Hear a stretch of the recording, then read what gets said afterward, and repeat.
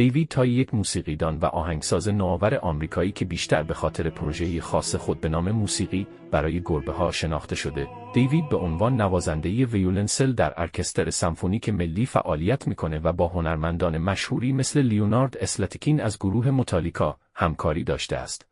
علاقه تای به تأثیرات شناختی و احساسی موسیقی باعث شد تا نظریه‌هایی درباره موسیقی مخصوص گربه‌ها رو توسعه بده. او با همکاری دانشمنده زیادی تأثیر صداهای طراحی شده برای حیوانات، از جمله میمون‌های تامارین و گربه‌ها رو بررسی کرد. نتیجه این تحقیقات، پروژه موسیقی برای گربه‌ها بود که شامل ترکیب‌هایی برای کاهش استرس و افزایش رفاه گربه‌ها است. این موسیقی از صداهایی مانند خورخور کردن و ریتم‌های مرتبط با مکیدن شیر استفاده شده. مشهورترین آلبوم‌های تای در سال 2016 و 2018 منتشر شدند که میتونید بهترین آهنگ‌ها رو توی کپشن پیدا کنید.